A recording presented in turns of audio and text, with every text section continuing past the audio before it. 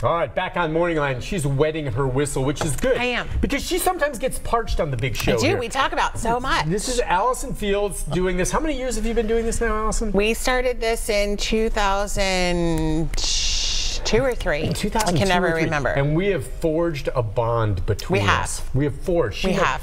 Sometimes I'm not here. I feel like we could probably do our own show like all the time. We absolutely Like somebody just could. needs to pick us up and syndicate us. Well, as long as we have your expertise, we can do it. Why don't That's we the sell key. this? You would love it. We would have so much fun. You would become it's kind of like Kathy Lee and what's his face? Regis and Kathy Lee. We could be Nick and Allison. Well, Kathy Lee's moving here, and she may be looking to co-host this show with me. How about them apples? Well, she's not a veterinarian, so good luck with that. She's gonna be pursuing her musical career here, I would assume. All right, you know who why are people moving here? Why? It's a great place to live. It's a great place to live. All right, let's go next to Jewel. Jewel is a cat lover. Top of the morning to you, Jewel. Top of the morning to you. How you doing? Good. What is going on, my friend? Well, time goes on and the beat goes on. It's always so pleasant to see Miss Fields there. Can I recite a quick little poem to y'all? All right, if it's quick, go ahead. Okay, it's called A Parcel of Kitty Cats.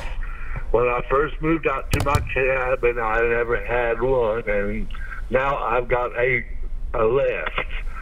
I got a parcel of kitty cats, and I just can't say where I got them at. At first, just one at the old screen door. Next thing I know, there's a couple more. Well, they look so skinny and hungry to me, as I thought, dear Lord, how can this be? Don't their masters know better than that? So I decided to look after them cats. I bought them an egg, and I bought them some food and mixed in an egg, and soon more came and started to beg. So I bought more egg and more cat food, and it wasn't long as looking good. Well, I'm sorry they gone hungry before, and that their masters didn't want them no more. On the other hand, I'm glad, you see, I got a parcel of kitty cats, and all for free. That's great, Joel. They're expensive. I'm going to go on home, Miss Fields. Pretty soon I'm moving out of the valley and going back up home to Indiana, be with my kith and kin. I'm renting a little 4x8 U-Haul trailer, and I thought I'd make a place for my remaining 8 cats, but it's just too hot in there. So I have an extended cab on my pickup truck, and I'm going to put a fencing between my back seat and the extended cab. And I wonder, should I feed them before I go? It's going to be an 8 to 10 hour trip. I'm taking the back roads. I don't like the inner. I would probably just get cat carriers and see if you can't just stack the carriers back there. And you want to feed them and give them water before you go. If you're going to do it in one day, you don't need to stop and feed them. Just go ahead and drive and get there. Just make sure there's ventilation. And well, if they're in the cab, it's going to work. Yeah, he'll know. It should. Obviously, don't leave them in the car while you stop and get gas without the car running or whatever. But I would probably just do carriers, because the last thing you want is that's in an extended cab, that's not a whole lot of floor space, and so they're all going to be piled up in there together, and that's a stressful situation, and you may have some arguments in the back, and now you're distracted, and that just doesn't make for a pleasant trip. So if everybody just gets in their own carrier, it doesn't have to be a big carrier, it can be one of the small carriers. Everybody gets in one, you can stack them on up in the extended cab, and everybody's safe. It's a great way to do it. Yeah. You know, traveling with pets, some pets travel better than others. Sometimes folks travel by air, and they have to check the animal. Sometimes they allow them on, depending on the circumstances, or they check them in a safe area of baggage. Do you recommend sometimes giving animals, if they're very frightened by it, some type of, like doggy down or whatever it is to relax them when they fly, tranquilizer of any type? Or I typically don't do a tranquilizer when they fly, because if that animal doesn't respond well to it, or if there's a problem, the pilot is not going to make an emergency landing for your dog. Oh, all right. So I am not a huge, I might give a little something to take the edge off, but I'm not like a huge tranquilizer. As long as they're safe in a cage. And if we are going to, then the owners need to kind of do a trial run before they fly, you know, have a day when they're going to be home and give the dog the medicine and see how they react to it. And if it's going under in the luggage compartment, I would never tranquilize. I would be very hesitant to fly any dog under. You guys can go online and find the reports of animal deaths that fly in the luggage in the bottom. Go ahead and do that. Because from the tranquilizer or from other things? Not from the tranquilizer. Really? So I'm not. They can do their research. Would you? Okay. So would you, if you were to travel with your pet by air, what would you do? Or you would simply not do it? No. If I was moving to Oregon, I would drive. Okay. Sure. All right. But if there was, otherwise, there's no reason to take. Yeah. You'd be personally. You would not want. I mean, I have a big dog. I have a 60-pound dog. She cannot fit under the seat. Right. Right. So she would have to go in the luggage or in the whatever that is. There's certain compartments there that have oxygen or that are supposed to be temperature controlled for. But still, I can tell you're not going to let your animals do that. Nope. All right. I know there are people that, bring them on board, and this touches back on what you said you wanted to hit on real quick. We could do a whole show on it.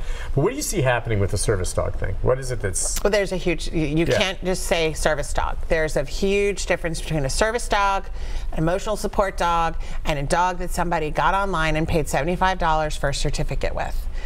There are true service dogs, seeing eye dogs, seizure alert dog, PTSD for our veterans dogs, diabetic alert dogs. There are dogs that were not gotten to be a family pet.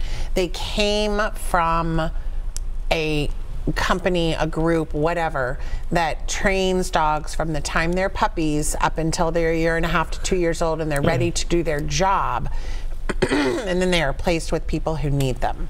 That is a service dog. That is legit.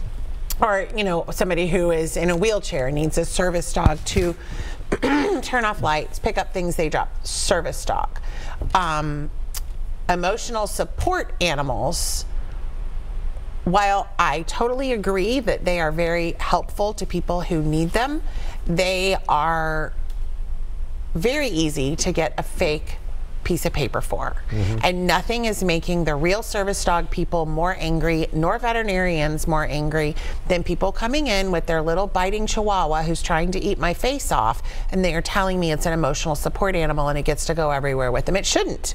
It shouldn't. There was, if you do some research, there was a emotional support animal, I can't remember what type it was, in some airport in the past 12 months. Rick, you could find this for us, that attacked a little girl, bit a little girl in the airport.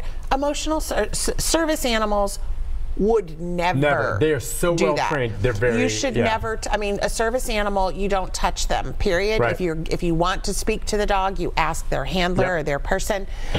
Even when they come in to see me, a seeing eye dog, I wait for the owner to release them from their job, and then I can talk to them. They have a job. They are saving lives. They are helping people live a fulfilling life. And to have people call things a service dog when they're not, and to try to slide them into airports, airplanes, restaurants, whatever, they are ruining it for the people with the real service dogs. There's some airlines now, Rick, find it for us, that actually has just completely said no animals, no service dogs, no anything, because it's too, they're not the police, and they can't police whether this certificate is real or what. And there's people bringing on, this is my emotional support peacock. I mean, really. Yeah, because they're afraid of flying, which I sympathize, and I believe it may help them. But I'm sorry, I'm kind of like that, and I love animals. I am not a fan, unless there's a special area for it. And I've been to some restaurants where you can bring your dog and stuff. I'm not a fan of having dogs in restaurants, or cats in restaurants, or a dog on a plane. Now, I understand if it's a service dog, and it really is, they're so well behaved and so well trained, I'm fine with that. But in general, I just assume not have a dog next to me in a restaurant. Right. Okay? And there are restaurants here that have like patios that are meant for you. Yes. Especially in the urban neighborhoods. We have one, or we used to have one. I don't know if they're still United and Delta, Rick says, have both banned emotional support animals. Right. And you know why? Because people were ruining it for everybody else. No, I'm sorry. If you have anxiety about flying, don't fly. Take a Xanax. Or take a Xanax. don't bring your dog that's not properly trained just because you like to pet him and he makes you feel good. You know, there's sympathy for someone who gets anxiety flying, but I'm sorry. These dogs are not trained to the level of these service dogs. No, they're not. And it's a huge risk for the airlines to put these animals on planes for reasons that, you know, they make messes, they bark the whole time, they're not trained for that. Well, I also think there's people out there that choose to try to get these fake certifications, not even because they really need the emotional support, they just like the idea of the animal being with them. Yep. And so they just bring them along because that's your buddy and I want him to be with me. I have people that come in and ask me, you know, how do I make this an emotional support animal? I'm like, well, you take it back and you go get an animal that's been trained for that. I can't make your dog this. Well, can't you fill out paperwork? No. Right, but that's what they want. And vets will hands down across the board be like, we're out. We have there is no let's go to the emotional support dog web page because there's a whole group that, you know, is regulated. There's nothing like that. Literally, you can get online and buy a vest for your dog. And then people $40. see that, and then Right. Can you get? I guess there's a differentiation when you see that United and Delta are choosing not to allow emotional support dogs on there. Can you get something that makes your dog look like it's a service dog? Or is that harder to get a licensing for that? I don't know. Or are people doing that as well? I personally have no interest in figuring that out, and I'm not gonna. I just worry that they will, and there'll be people pulling that when they shouldn't too. You know, I think it's a little bit harder to get a guide dogs for the blind. You know, harness and everything else. Those dogs are amazing. They're amazing. And I've learned talking to them, and you're absolutely. You see them. I don't even. And oftentimes I've seen people ask, and the owner says, "Sure, you can pet them," but in general, I don't even ask. Sometimes they say no. Because most of the time they're busy. I don't even ask. I love watching them interact. And if you see a seizure dog hit when their owner's about to have one, and then they have it, it's an amazing thing to watch. And they can pick up on it. And boy, you are right. They are saving lives. And diabetic dogs are amazing. I don't know how they do that, but they know when the owner's glucose drops too low, and they alert them. They're amazing. They have, you know, it's just tragic that people have gotten to this point where it's more important for them to take their ankle biter in a purse with them everywhere, and they're ruining it for the people who actually need these dogs to survive. Let's take a break on that note. When we come back, our final segment, more of your phone calls, more of our conversation right after this. Yeah, I agree with you on that.